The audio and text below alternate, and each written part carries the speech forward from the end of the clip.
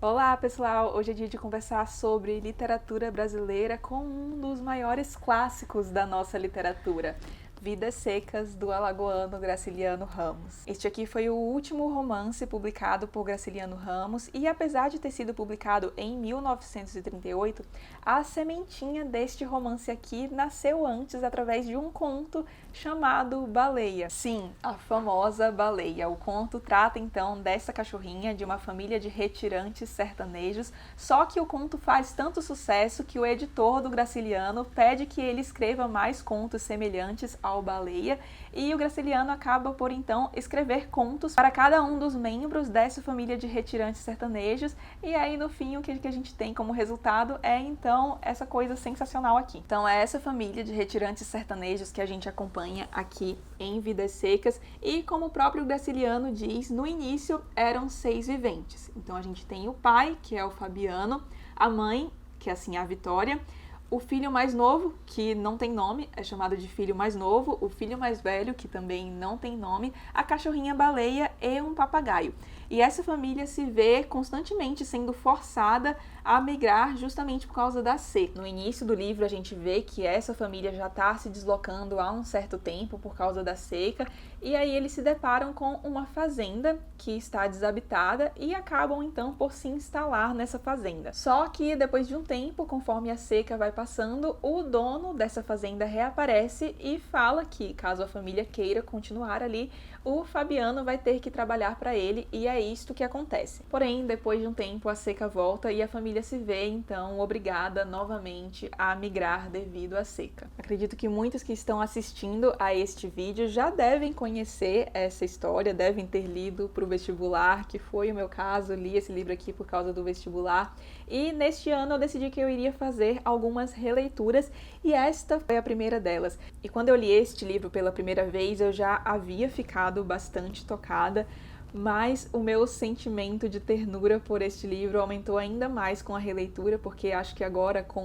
mais bagagem literária, 7 anos depois da primeira vez que eu li o livro, eu consegui pegar alguns aspectos do livro que eu não havia conseguido pegar antes, e queria então compartilhar algumas dessas percepções aqui com vocês. Este livro aqui é um dos expoentes da segunda fase do modernismo brasileiro, então tem essa veia mais regionalista, e o que o Graciliano tenta fazer aqui é uma espécie de denúncia da situação de penúria na qual vivem inúmeros sertanejos brasileiros. E para isso, ele tem muito cuidado com a forma com a qual esta história é escrita. Aqui ele faz uso da terceira pessoa e do discurso indireto livre. Quando a gente pensa que ele quer justamente retratar com muita verossimilhança a situação do sertanejo brasileiro, a gente percebe que essas escolhas se revelam muito acertadas, porque através do uso da terceira pessoa, ele consegue colocar o leitor numa posição de observador, então a gente consegue ver bem o que está acontecendo naquela situação, mas ainda preservando uma certa distância, que por sua vez é essencial para que tenha essa verossimilhança, porque, como a gente vai falar daqui a pouquinho, não tem como este livro ser narrado em primeira pessoa. Nenhum dos personagens daqui conseguiria assumir tal carga. E através do discurso indireto livre, que mescla a narrativa com a fala dos personagens, possibilita com que o personagem consiga participar da narrativa, mas sem ter o peso, essa carga de narrar efetivamente o livro. E o título também se revela muito certeiro, Vidas Secas, porque aqui a gente tem personagens que vivem vidas muito hostis, muito em parte pelo próprio ambiente do sertão nordestino, que é um ambiente mais hostil por si só, um ambiente realmente seco, e parece que o Graciliano tenta passar isso para as palavras, porque acaba que os discursos aqui são muito ríspidos, rápidos, secos mesmo. A linguagem é muito direta e a gente vê que os personagens são castigados não só por esse ambiente hostil, mas também pela própria linguagem, que também revela certa hostilidade para eles. Os personagens não conseguem se comunicar direito, eles não possuem domínio da linguagem, e é por isso que nenhum deles conseguiria assumir a carga de narrar este livro aqui. Por isso que eu falei que o uso do discurso indireto livre e da terceira pessoa foi tão certeiro para preservar a verossimilhança desse livro aqui. Porque é até comentado aqui que os personagens muitas vezes se comunicam através de murmúrios, não tem muita interação entre eles mesmo, através da fala ao longo do livro, e eu acho que a questão da linguagem aqui é um dos elementos mais tristes desse livro. livro, porque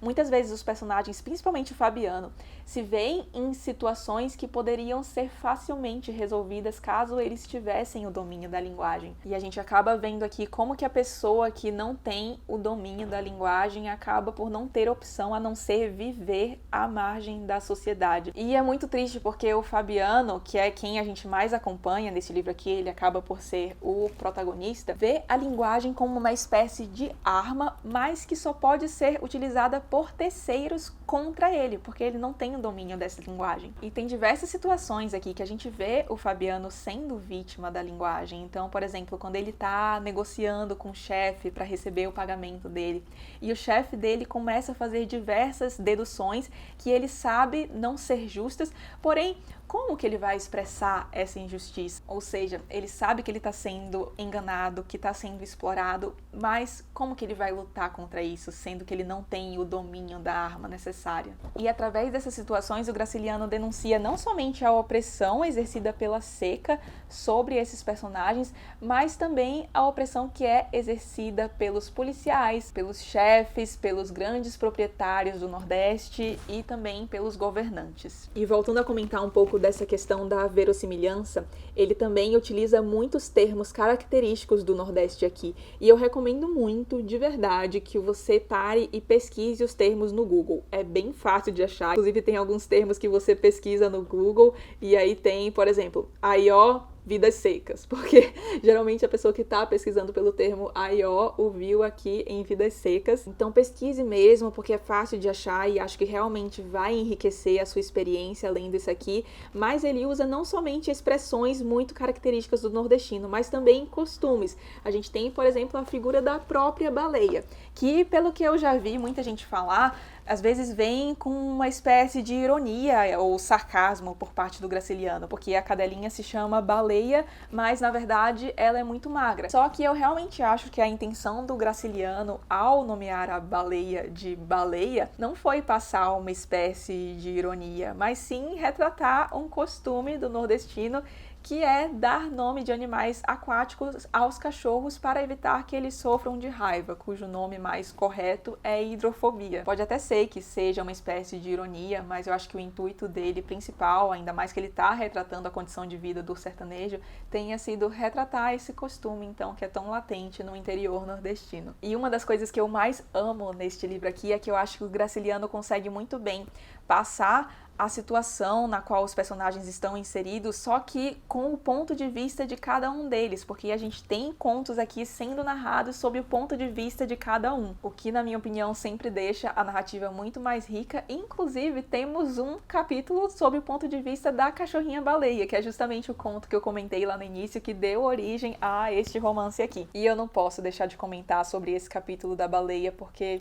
que capítulo é este? Na minha primeira leitura foi o capítulo que mais me marcou e eu lembro que eu li o último parágrafo tantas vezes que quando eu peguei para reler esse livro aqui, eu lembrava praticamente do último parágrafo inteiro. Para mim, segue sendo uma das coisas mais lindas já escritas e de uma sensibilidade ímpar. E ainda falando da baleia, é interessante notar que ela não é apenas um animal. Ela praticamente faz parte da família. E não é que ela só faz parte da família. Ela é praticamente colocada em pé de igualdade com os membros da família, com os seres humanos, principalmente pelo fato de que os personagens retratados aqui não conseguem se comunicar direito, tal qual um animal que não consegue falar. Então eles são retratados aqui de igual para igual e eu acho que isso tem muito papel nessa questão da animalização do ser humano perante a um contexto muito extremo. Já no início do livro mesmo é colocada uma situação na qual os personagens agem por instinto tal qual animais realmente. E para ressaltar isso, então, o Graciliano Ramos acaba humanizando a baleia para ressaltar a animalização dos donos. E uma última coisa que eu queria comentar aqui é que muito se diz que este livro pode ser lido em qualquer ordem, que cada um dos 13 capítulos que a gente tem aqui podem ser lidos fora de ordem, podem ser lidos como contos,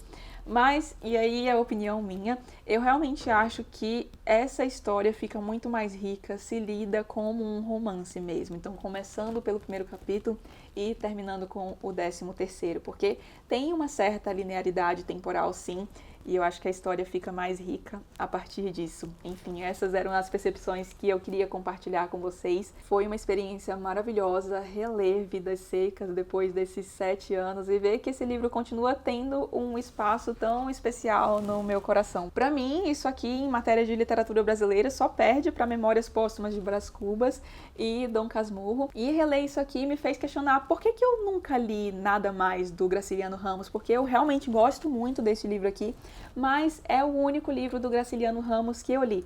Então, se alguém tiver sugestão de livro do Graciliano, pode deixar aqui embaixo. Eu estava pensando em pegar o São Bernardo para ler ainda neste ano. Vamos ver se aparece uma promoção aí e a gente conversa mais sobre Graciliano aqui no canal. Mas se você tiver alguma outra sugestão, ela certamente será mais que bem-vinda. E é isso, gente. Caso você não tenha lido este livro ainda, por favor, leia. Você realmente estará se fazendo um favor. E se você tiver gostado do vídeo, não esqueça de deixar um like e de se inscrever no canal, caso não seja inscrito ainda. Um beijo e até o próximo vídeo.